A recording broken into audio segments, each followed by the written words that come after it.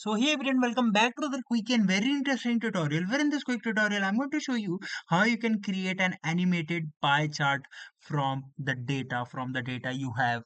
Now in order to do it, all you need to do is just simply open any of the browsers. You don't need any specific software. Now here just simply search for piecolor.com. You can go to this website and it's totally free to use, and you can do the same stuff from our smartphones as well.